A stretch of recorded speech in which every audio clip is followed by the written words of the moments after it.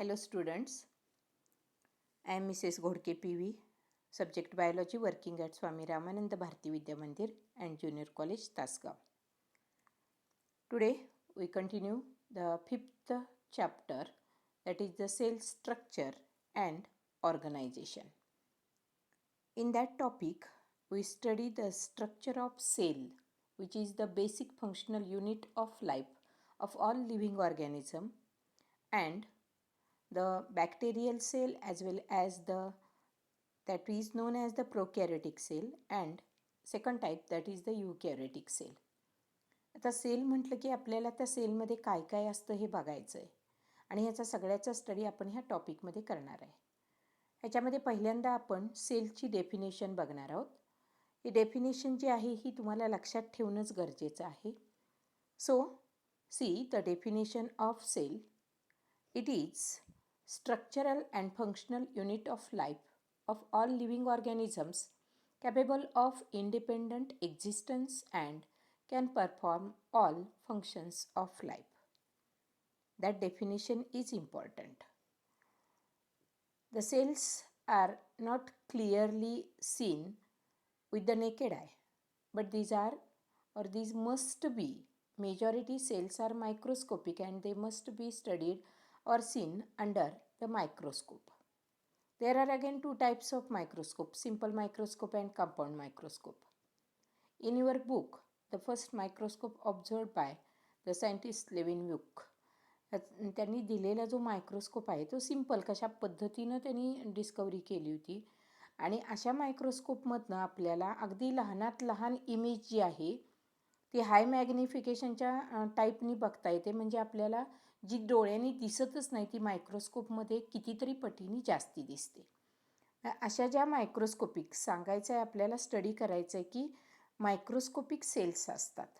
आता ह्या सेल्स ज्या आहेत त्या कशा पद्धतीनं आहेत तर अगदी 0.1 मिलीमीटरपासून 1 मिलीमीटरपर्यंतच्या सेल्स आहेत. For example atom, molecule, then protein cell, lipids, viruses, mitochondria, bacteria, red किंवा blood cells, animal cell, plant cell, human egg, then pollen grains, then eggs of different animals, त्याच्यामध्ये सेल्स आहेत. तर अशा वेगवेगळ्या सेल्स आपल्याला ज्या डोळ्यांनी दिसत नाहीत ते आपण मायक्रोस्कोपनी बघू शकतो. थोडक्यात साईज व्हॅरिएबल आहे.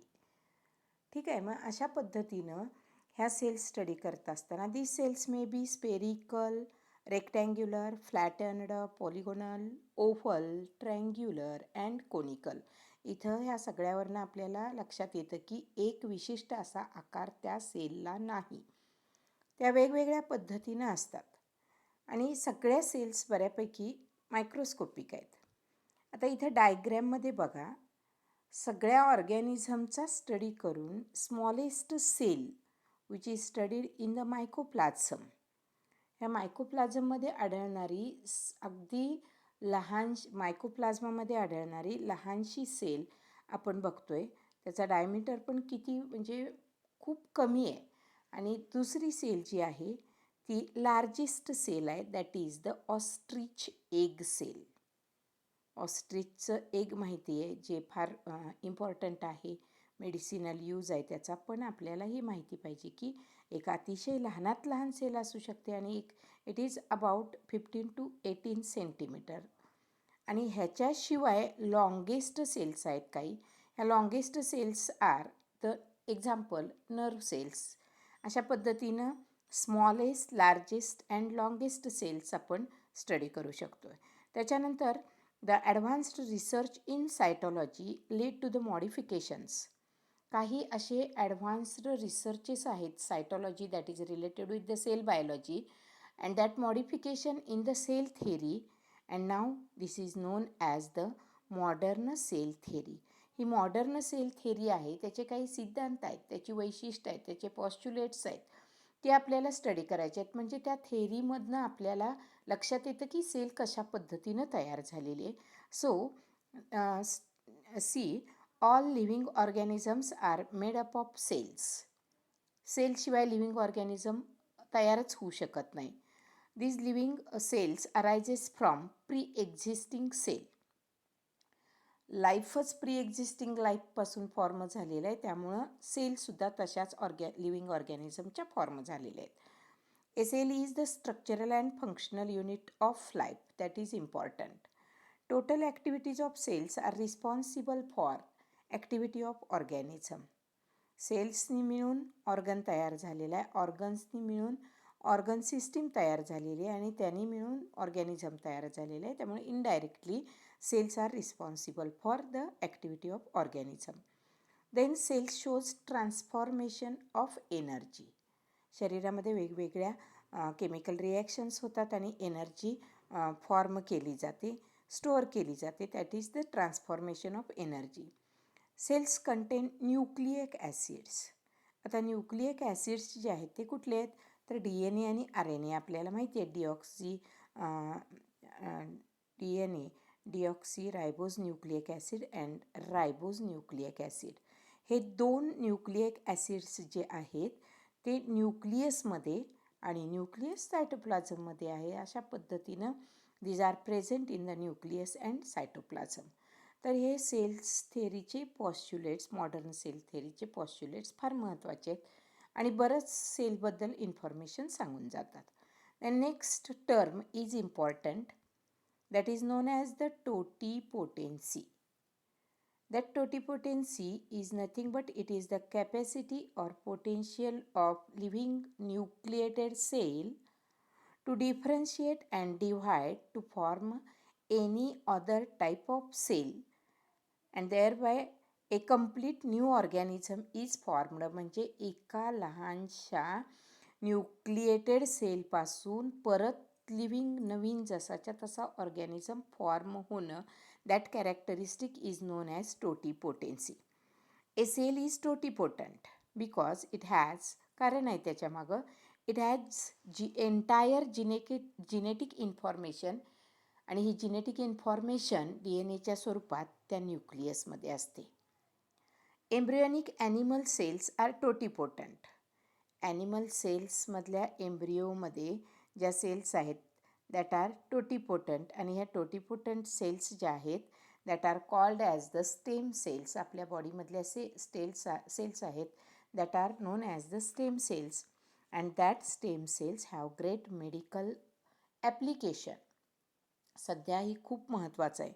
Great medical applications including cure for disease.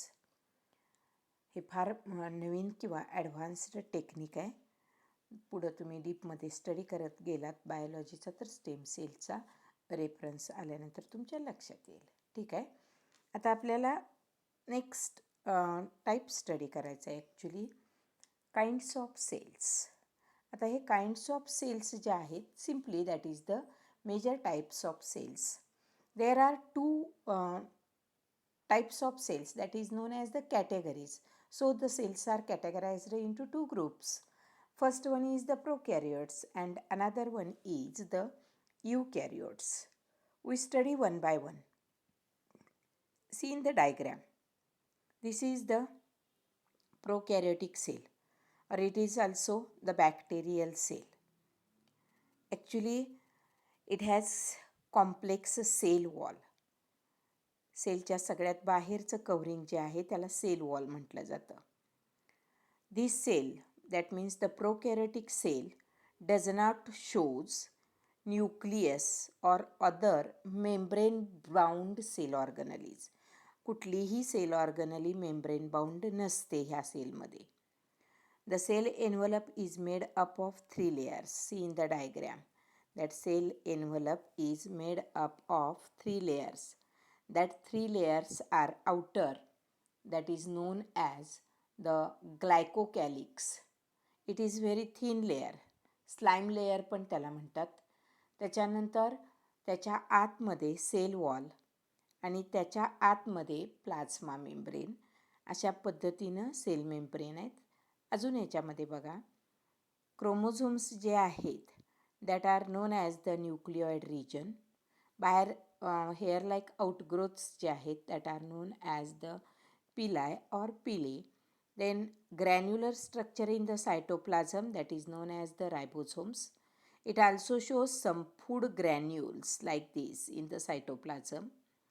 And it shows the flagellum, that is important. It is for movement or locomotion. One more structure is there, that is inner to the cell wall. There is the cytosol, and it shows inner to this there are number of infoldings that are known as the mesosomes.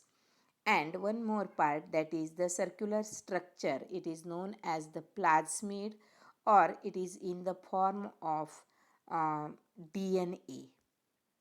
अशा पद्धतीनं आपल्याला हे structure prokaryotic cell किंवा bacterial सेलचं study करायचं आहे. It has chemically complex cell wall. बघा characteristic कशा आहेत. हे कॉम्प्लेक्स सेल वॉल जी आहे त्याच्यामध्ये वेल डिफाईन्ड न्यूक्लियस नाही, कुठलेही सेल ऑर्गनलीज नाहीत, आहेत त्या टिपिकल अगदी आहेत. Plasma membrane, middle cell wall आणि आउटर ग्लायकोकॅलिक्स. हे प्लाझ्मा मेम्ब्रेन जे आहे ते स्टेन होतं आणि stained by the Gram staining.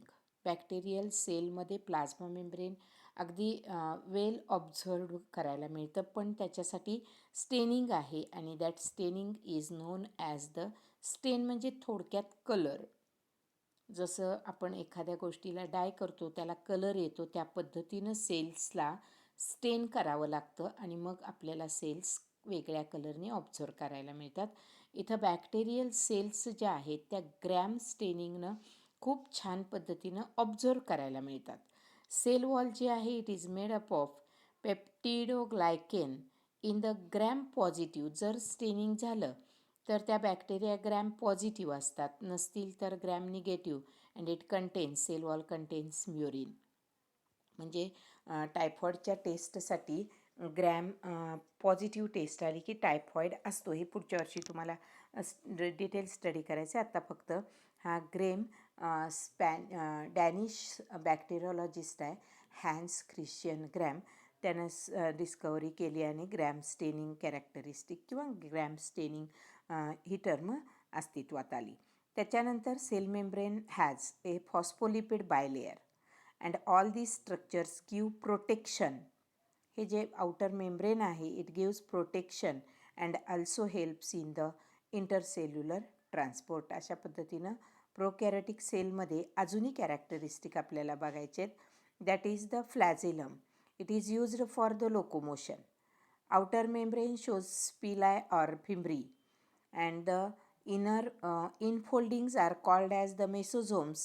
These are useful in the formation of the cell wall.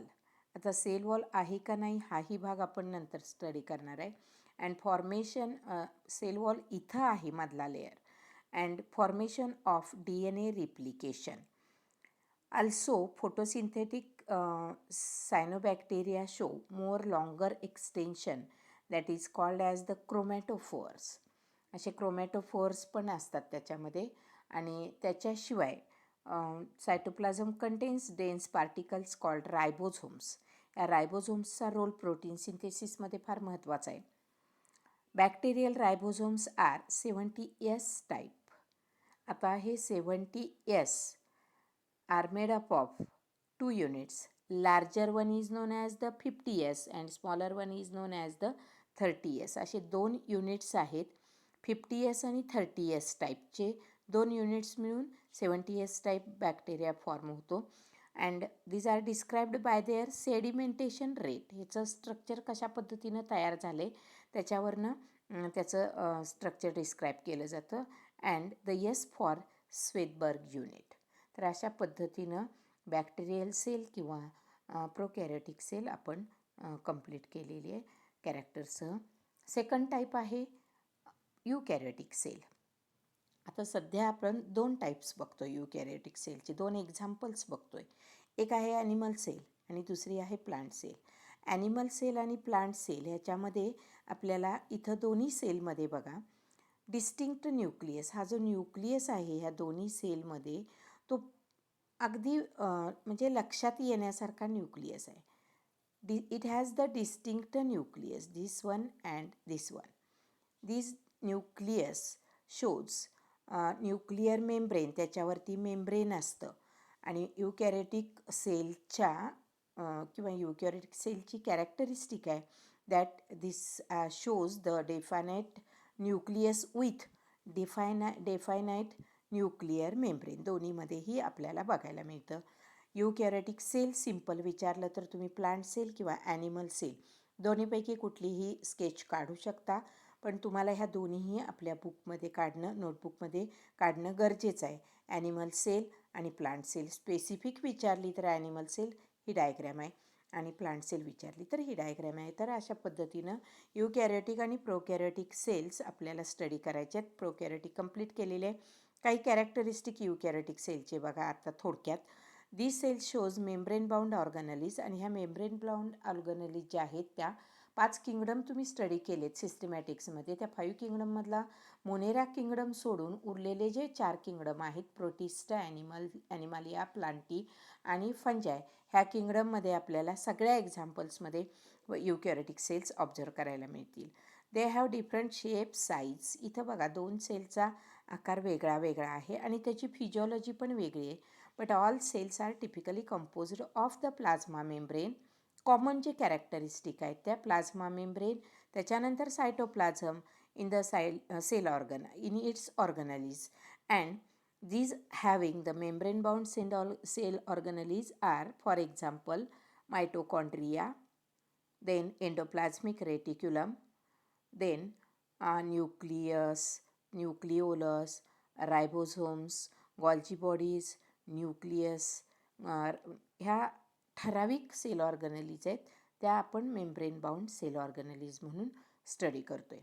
आता ह्याच प्रोकॅरियोटिक आणि युकॅरियोटिकमधले महत्त्वाचे पॉईंट्स आपण डिफरन्शिएटिंगच्या स्वरूपात स्टडी करणार आहे आणि ह्याच्यावरती प्रश्न येऊ शकतो तुम्हाला. So see the prokaryotic cell. In prokaryotic cell, true nucleus is not well organized, but in eukaryotic cells, true nucleus is well organized. The nuclear material in prokaryotic cell is not surrounded by the nuclear envelope, but in eukaryotic, nuclear material is surrounded by the nuclear envelope. Membrane-bound cell organelles are absent in prokaryotes, but in eukaryotic cell, membrane-bound cell organelles are present. Ribosomes are 70S type in the prokaryotic cell, and in eukaryotic cell, ribosomes are 80S type. Mesosomes or membrane enfoldings are present in eukaryotic cell, but in prokaryotic cell, but in eukaryotic cell, mesosomes are absent. Cell division by omitosis in the prokaryotic cell. For example, cyanobacteria and bacteria. Bacteria is the well-known example of prokaryotic cell. युकॅरियोटिक सेलमध्ये sale division जे आहे ते 2 स्टेजने होत असतं, mitosis and meiosis, आणि example plant cell, animal cell किंवा algae. Cell wall, if present, contains murin, and the eukaryotic cell, in eukaryotic cells, if cell wall present, it always contains cellulose. तर अशा पद्धतीनं इम्पॉर्टंट पॉईंट्स म्हणून डिफरन्सही आपण त्याचा complete केलेला आहे. थँक्यू.